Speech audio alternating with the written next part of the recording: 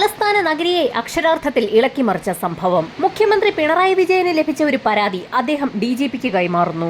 പരാതിയിലെ കാര്യങ്ങൾ വായിച്ചറിഞ്ഞ DGP ഉടൻ തന്നെ ഒരു സ്പെഷ്യൽ ഇൻവെസ്റ്റിഗേഷൻ ടീമിനെ തന്നെ തയ്യാറാക്കി. ടീമിന്റെ തലവൻ DCP മുഹമ്മദ് ആരിഫിന് പരാതി വായിച്ചു നോക്കിയപ്പോൾ തന്നെ അത് സെൻസേഷണലായ ഒരു പരാതിയാണെന്ന് മനസ്സിലായി. പരാതി വിശദമായി പഠിച്ച ശേഷം ഒരു സംഘം പോലീസുകാർ തിരുവനന്തപുരം കരമനയിലുള്ള ഉമാമന്ദിരം എന്നൊരു വീട്ടിലേക്ക് എത്തി. ഏകദേശം 16 സെന്റ് സ്ഥലത്ത് നിറഞ്ഞു നിൽക്കുന്ന 8 കെട്ടുള്ള പ്രേതാലയം പോലെയുള്ള ഒരു വീട്ടിലേക്കാണ് പോലീസ് സംഘം എത്തിയിരിക്കുന്നത്. ആ വീടിന്റെ വാതിൽ തുറന്ന് അകത്തേക്ക് കയറിയ പോലീസ് സംഘത്തിന് ഒരു ഭയം തോന്നി. ഏതാനും നാളുകൾക്ക് മുൻപ് വരെ ആ വീട്ടിൽ ആൾതാമസം ഉണ്ടായിരുന്നെങ്കിൽ പോലും വർഷങ്ങളോളമായി ആൾതാമസമില്ലാത്ത തരത്തിലായിരുന്നു ആ വീടിന്റെ പശ്ചാത്തലം. ഈ സമയത്തായിരുന്നു പുറത്തു കൂടി നിന്ന നാട്ടുകാരിൽ ഒരാൾ അകത്തേക്ക് കയറി വരുന്നത്. അനിൽ എന്ന പേരുള്ള ആ വ്യക്തിയായിരുന്നു മുഖ്യമന്ത്രിക്ക് യഥാർത്ഥത്തിൽ പരാതി നൽകിയത്. കരമന സ്റ്റേഷനിലും തുടർന്ന് ഉന്നത ഉദ്യോഗസ്ഥരെയും ഒക്കെ കണ്ട് പരാതി നൽകിയെങ്കിലും കാര്യമായ രീതിയിൽ അന്വേഷണം നടക്കാത്ത സാഹചര്യത്തിലായിരുന്നു അനിൽ പരാതിയുമായി മുഖ്യമന്ത്രിയെ സമീപിച്ചത്. പരാതിയെക്കുറിച്ചുള്ള വിശദാംശങ്ങൾ അനിൽ തന്നെ പോലീസിനോട് പറഞ്ഞു തുടങ്ങി. ആ വീട്ടിൽ താമസിച്ചിരുന്ന ജയ്മാധവൻ എന്ന വ്യക്തി വളരെ അസ്വാഭാവികമായ രീതിയിൽ ഏതാനും നാളുകൾക്ക് മുൻപാണ് മരണപ്പെട്ടത്. അതേക്കുറിച്ച് നാട്ടുകാർ അന്വേഷിച്ച സമയത്ത് അയാൾ കട്ടിലിൽ നിന്ന് വീണു മരണപ്പെട്ടു എന്നായിരുന്നു വീടിന്റെ സൂക്ഷിപ്പുകാരൻ കൂടിയായിരുന്ന രവീന്ദ്രൻ നായർ നാട്ടുകാരോട് പറഞ്ഞിരുന്നത്. ജയ്മാധവൻ മരിച്ച് ഏതാനും നാളുകൾക്ക് ശേഷം കാര്യസ്ഥനായ ആ വ്യക്തി തന്റെ സ്വന്തം വീട് പോലെ കരുതി ഓരോ കാര്യങ്ങൾ അവിടെ പ്രവർത്തിക്കുന്നത് കണ്ടതിൽ സംശയം തോന്നിയ പൊതുപ്രവർത്തകൻ കൂടിയായിരുന്ന അനിൽകുമാർ അതുകൊണ്ട് തന്നെയാണ് പോലീസിൽ പരാതി നൽകിയത്. അത് മാത്രവുമല്ല, ഓരോ വർഷവും ആ വീട്ടിലെ ഓരോ ആളുകൾ വീതം മരിക്കുന്നതും പതിവായിരുന്നു. ഇതിലൊക്കെ സംശയം തോന്നിയത് കൊണ്ടാണ് നാട്ടുകാർ പരാതിയുമായി മുൻപോട്ട് ഇറങ്ങിയത്. ഗോപിനാഥൻ നായർ എന്ന വ്യക്തിയും അയാളുടെ ഭാര്യയും 3 മക്കളും അവർക്ക് പുറമെ ഗോപിനാഥൻ നായരുടെ സഹോദരിമാരും അവരുടെ മക്കളും ഒക്കെ അടങ്ങിയ വലിയൊരു കൂട്ടുകുടുംബമായിരുന്നു അത്. ആ വീട്ടിലെ ആളുകൾ കൂടെ കൂടെ മരണപ്പെടുന്നത് പതിവായിരുന്നു. അങ്ങനെ ഒടുവിലത്തെ ആളായിരുന്നു ജയ്മാധവൻ. സംശയം തോന്നിയ നാട്ടുകാരുടെ നേതൃത്വത്തിൽ പൊതുപ്രവർത്തകനായ അനിൽകുമാർ കരമന സ്റ്റേഷനിൽ പരാതി കൊടുത്തതിന് ശേഷം കാര്യസ്ഥൻ രവീന്ദ്രൻ നായർ പിന്നീട് ആ വീട്ടിലേക്ക് അങ്ങനെ വരാറില്ലായിരുന്നു.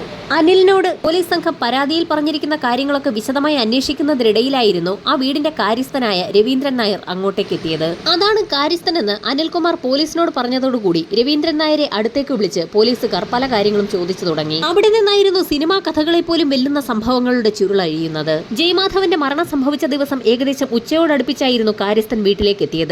അയാൾ വീട്ടിലേക്ക് എത്തുന്ന സമയത്ത് തന്നെ വാതിൽ തുറന്നു കിടക്കുകയായിരുന്നു.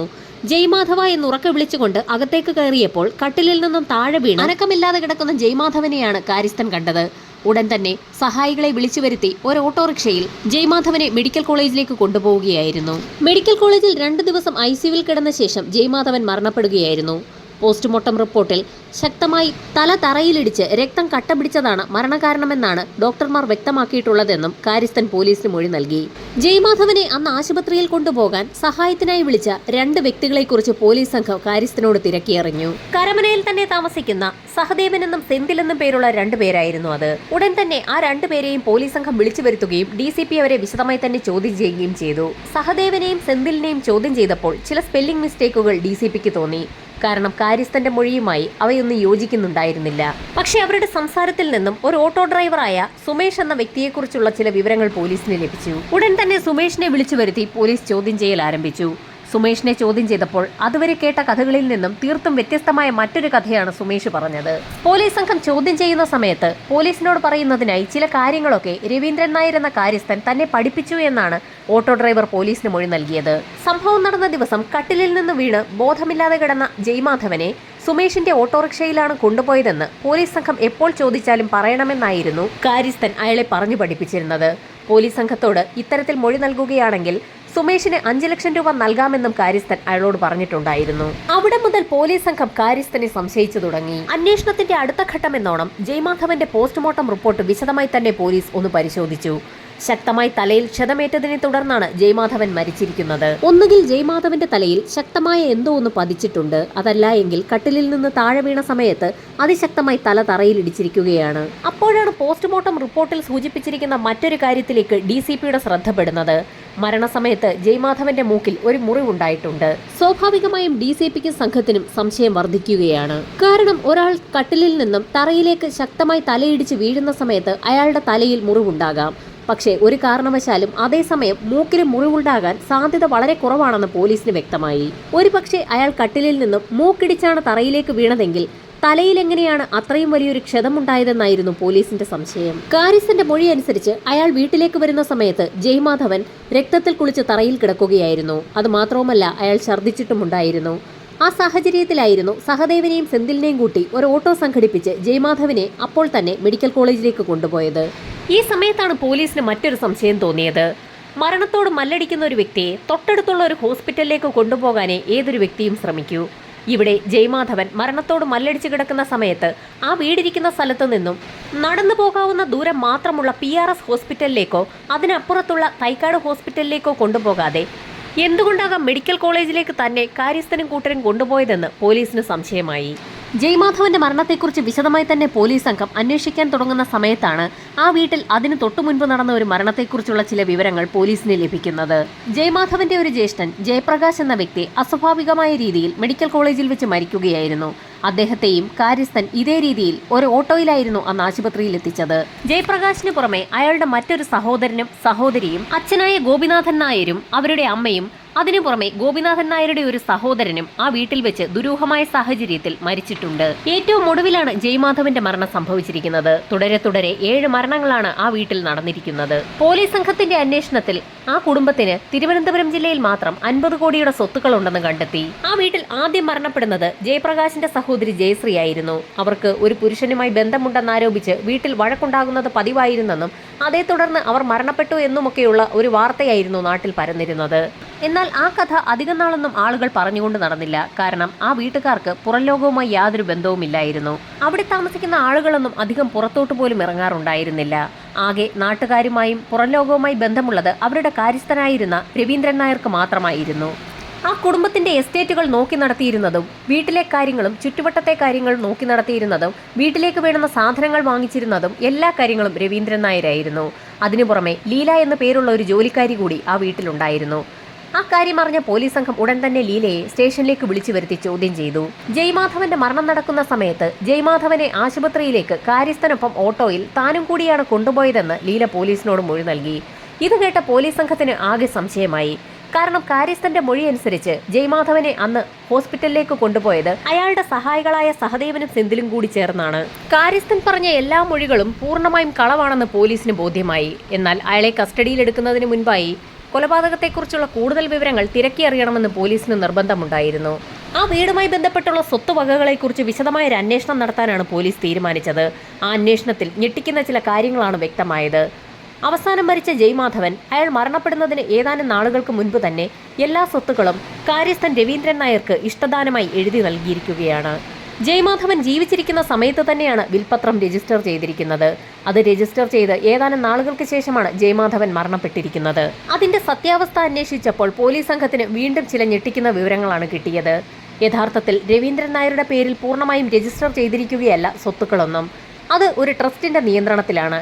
ട്രസ്റ്റിന്റെ പൂർണ്ണ നിയന്ത്രണമുള്ളത് രവീന്ദ്രൻ നായർക്കും. രവീന്ദ്രൻ നായർ കസ്റ്റോഡിയനായിട്ടുള്ള ആ ട്രസ്റ്റിന് കീഴിലേക്ക് സകല സ്വത്തുക്കളും ജയമാധവൻ എഴുതി നൽകിയിരിക്കുകയാണ്. പോലീസ് സംഘം ഉടൻ തന്നെ ആ വീടുമായി രക്തബന്ധമുള്ള മറ്റാളുകളെയൊക്കെ ചോദ്യം ചെയ്തു.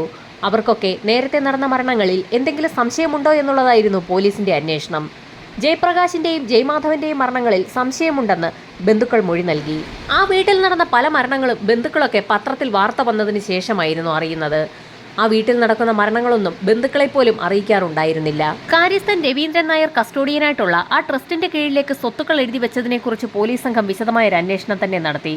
അന്വേഷണത്തിൽ ട്രസ്റ്റിന് കീഴിൽ 28ഓളം വരുന്ന ആളുകളിലേക്ക് സ്വത്തുക്കൾ കൈമാറ്റം ചെയ്തിരിക്കുന്നതായി കണ്ടെത്തി. ആ 28 പേരെക്കുറിച്ചും പോലീസ് സംഘം വിശദമായ അന്വേഷണം നടത്തി. അന്വേഷണത്തിൽ തുടർന്ന് അന്വേഷണം നടത്തണോ എന്ന് പോലും പോലീസിന് സംശയം തോന്നി. കാരണം സമൂഹത്തിൽ ഉന്നതരായിട്ടുള്ള വ്യക്തികളിലേക്ക് പോലും സ്വത്തുക്കൾ കൈമാറപ്പെട്ടിരിക്കുകയാണ്. ആ വീടുമായി ബന്ധപ്പെട്ടുള്ള സ്വത്തുക്കൾ കള്ളപ്പേരിൽ ആരൊക്കെയോ വിറ്റിരിക്കുകയാണെന്നാണ് അന്വേഷണത്തിൽ തെളിഞ്ഞത്. തിരുവനന്തപുരം നഗരത്തിന്റെ ഹൃദയഭാഗത്തിൽ പോലും സ്വത്തുക്കൾ ഉണ്ടായിരുന്നു. പോലീസ് സംഘം രവീന്ദ്രൻ നായരെ കസ്റ്റഡിയിലെടുത്ത് ചോദ്യം ചെയ്തു തുടങ്ങി. അനവധി സാക്ഷിമൊഴികളുടെയും സാഹചര്യ തെളിവുകളുടെയും അടിസ്ഥാനത്തിലാണ് രവീന്ദ്രൻ നായരെ ചോദ്യം ചെയ്യാൻ തുടങ്ങിയത്. ജീവിച്ചിരുന്ന സമയത്ത് തന്നെ ജയമാധവൻ സ്വമനസാലെ തന്നെ ട്രസ്റ്റിന് സ്വത്തുക്കൾ കൈമാറിയതാണെന്നും താൻ അതിന്റെ വെറും നോക്കി നടത്തിപ്പുകാരൻ മാത്രമാണെന്നും കാര്യസ്ഥൻ പോലീസിന് മൊഴി നൽകി. താനും സഹദേവന് സെന്തിലും ചേർന്ന് തന്നെയാണ് ജയമാധവനെ ആശുപത്രിയിലേക്ക് കൊണ്ടുപോയതെന്നുള്ള മൊഴിയിൽ കാര്യസ്ഥൻ ഉറച്ചു നിന്നു. അതുമാത്രവുമല്ല, ആ വീട്ടിൽ താമസിച്ചിരുന്ന വ്യക്തികൾക്ക് പ്രൈവറ്റ് ആശുപത്രികളോട് താല്പര്യമില്ലായിരുന്നു. അതുകൊണ്ട് തന്നെയാണ് അത്യാസന്ന നിലയിൽ കിടന്ന ജയമാധവനെ മെഡിക്കൽ കോളേജിലേക്ക് തന്നെ ആ സമയത്ത് കൊണ്ടുപോയതെന്നും കാര്യസ്ഥൻ മൊഴി നൽകി. ആ കുടുംബത്തിലെ 7ഓളം വരുന്ന ആളുകളെ കൊലപ്പെടുത്തിയ ശേഷം സ്വത്തുക്കൾ രവീന്ദ്രൻ നായർ തട്ടിയെടുത്തതാണോ എന്നുള്ള സംശയത്തെ തുടർന്നായിരുന്നു നാട്ടുകാർ പോലീസിൽ പരാതി നൽകിയിരുന്നത്. എന്നാൽ അത് തെളിയിക്കത്തക്ക രീതിയിൽ രവീന്ദ്രൻ നായരുടെ പക്കൽ നിന്നും യാതൊരു തെളിവുകളോ യാതൊരു മൊഴികളോ അനുകൂലമായ രീതിയിൽ പോലീസിന് ലഭിച്ചില്ല. അന്വേഷണങ്ങൾക്കൊടുവിൽ രവീന്ദ്രൻ നായരെ പ്രതിയാക്കിക്കൊണ്ട് പോലീസ് സംഘം കരമന സ്റ്റേഷനിൽ ഒരു FIR രജിസ്റ്റർ ചെയ്തു. രവീന്ദ്രൻ നായർക്കെതിരെ കേസ് ഫയൽ ചെയ്തെങ്കിൽ പോലും കോടതിയിൽ അത് പ്രൂവ് ചെയ്യണമെങ്കിൽ ശക്തമായ തെളിവുകൾ കൂടിയേ തീരൂ. അതുകൊണ്ട് തന്നെ പോലീസ് സംഘം വിശദമായ ഒരു അന്വേഷണം നടത്താൻ തീരുമാനിച്ചു. അന്വേഷണത്തിന്റെ ഭാഗമായി ഫോറൻസിക് സംഘത്തോടൊപ്പം തന്നെ വീണ്ടും ആ വീടിനുള്ളിൽ വിശദമായ ഒരു തിരച്ചിൽ തന്നെ പോലീസ് സംഘം നടത്തി. മാറാല മൂടിക്കിടന്ന വീടിനുള്ളിൽ വിശദമായ തിരച്ചിൽ നടത്തുന്നതിനിടയിൽ പോലീസ് സംഘത്തിന്റെ കണ്ണിൽ ഒരു വിളക്ക് പെട്ടു. നിരവധി വിളക്കുകളുടെ ഒരു ശേഖരം തന്നെ ആ വീട്ടിലുണ്ടായിരുന്നു. അതിൽ ഒരു വിളക്കിന് മാത്രം ചെറിയ നിറവ്യത്യാസം കണ്ടതാണ് പോലീസിന്റെ ശ്രദ്ധയിൽപ്പെട്ടത്. വിശദമായ ഫോറൻസിക് പരിശോധനയിൽ അതിൽ പറ്റിപ്പിടിച്ചിരിക്കുന്നത് രക്തക്കറ തന്നെയാണെന്ന് മനസ്സിലായി. അതിൽ ഫിംഗർ പ്രിന്റുകളും ഉണ്ടായിരുന്നു. വീടിന് പുറത്ത് വിശദമായ തിരച്ചിൽ നടത്തി. തിരച്ചിലിനൊടുവിൽ ആ പറമ്പിന് സമീപത്തായി ഒരു മതിലിനോട് ചേർന്ന് വളരെ കട്ടികൂടിയ ഒരു വിറക് കഷ്ണം കണ്ടെത്തി. അതിലും രക്തക്കറയുണ്ടായിരുന്നു. ആ രക്തക്കറയും അതോടൊപ്പം തന്നെ വിറക് കമ്പിൽ കണ്ട ഫിംഗർ പ്രിന്റുകളും ഫോറൻസിക് സംഘം ശേഖരിച്ചു. വിറക് കമ്പിലും വിളക്കിലും കണ്ട രക്തക്കറ DNA പരിശോധനയിൽ ജയമാധവന്റേതാണെന്ന് തെളിഞ്ഞു. ഇതോടൊപ്പം തന്നെ അവയിലുണ്ടായിരുന്ന ഫിംഗർ പ്രിന്റുകൾ കാര്യസ്ഥന്റേതാണെന്നും വ്യക്തമായി. ഈ സമയത്ത് കുടുംബവുമായി ബന്ധപ്പെട്ടുള്ള ആളുകൾ വിവിധ തലങ്ങളിൽ നടന്ന 7 മരണങ്ങളിലും സംശയമുണ്ടെന്ന് കാണിച്ച് പരാതി നൽകിയെങ്കിലും വ്യക്തമായ തെളിവുകൾ ലഭിക്കാത്ത സാഹചര്യത്തിൽ അതൊന്നും തെളിയിക്കപ്പെടാതെ പോവുകയായിരുന്നു. 7 മരണങ്ങളും നടക്കുന്ന സമയത്ത് കാര്യസ്ഥന് ആ വീടുമായി ബന്ധമുണ്ടായിരുന്നു. അതുകൊണ്ട് തന്നെ അവയിലെല്ലാം അയാൾക്ക് പങ്കുണ്ടെന്ന് തന്നെ ബന്ധുക്കൾ ഉറച്ചു വിശ്വസിച്ചിരുന്നു. എന്നാൽ കാര്യസ്ഥൻ രവീന്ദ്രൻ നായരെ പൂർണ്ണമായും പ്രതിയാക്കുന്നതിനായി അതിശക്തമായ തെളിവുകളൊന്നും തന്നെ ശേഖരിക്കാൻ പോലീസിന് കഴിഞ്ഞില്ല. വിറക് കമ്പിലും വിളക്കിലും കണ്ട രക്തക്കറ തന്റേതല്ല എന്ന് കാര്യസ്ഥൻ ശക്തമായി തന്നെ വാദിച്ചു. അയാളെ നുണപരിശോധനയ്ക്ക് വിധേയമാക്കണമെന്ന് പോലീസ് സംഘം ആവശ്യപ്പെട്ടപ്പോൾ തന്നെ അയാൾ അതിന് തയ്യാറാവുകയും ചെയ്തു. പക്ഷേ എന്തുകൊണ്ടോ പോലീസ് സംഘം കാര്യസ്ഥനെ നുണപരിശോധനയ്ക്ക് വിധേയമാക്കിയില്ല. അത് മാത്രവുമല്ല, 28 ആളുകളിലേക്ക് പകുത്തുപോയ ആ സ്വത്തുക്കൾ തിരികെ പിടിക്കാനോ ആ 28 വ്യക്തികളെക്കുറിച്ച് വ്യക്തമായ ഒരു അന്വേഷണം നടത്താനോ പോലീസ് തയ്യാറായില്ല. അന്വേഷണം പതുക്കെ തണുത്തു എന്ന് തന്നെ പറയാം. ആദ്യം മരണപ്പെട്ട ജയശ്രീ മരണപ്പെടുന്നതിന് തലേദിവസം വരെ പൂർണ്ണ ആരോഗ്യവതിയായിരുന്നു. പെട്ടെന്നൊരു ദിവസം കുഴഞ്ഞു വീണു മരിച്ചു എന്നുള്ള വാർത്തയായിരുന്നു പുറത്തു വന്നത്. അതോടൊപ്പം തന്നെ ആ വീട്ടിലെ മറ്റുള്ള ആളുകൾ മരിച്ചതുപോലും പല ബന്ധുക്കളും അറിഞ്ഞിട്ട് പോലും ഉണ്ടായിരുന്നില്ല. തെളിവുകളൊക്കെ പൂർണ്ണമായും ഏകദേശം ആ വീട്ടിൽ നിന്നും നഷ്ടപ്പെട്ടും കഴിഞ്ഞു. കേസിലുള്ള അന്വേഷണം ഇപ്പോഴും തുടരുകയാണ്. വരും ദിവസങ്ങളിൽ ഇത് സംബന്ധിച്ചുള്ള കൂടുതൽ വാർത്തകൾ പുറത്തു വന്നേക്കാം.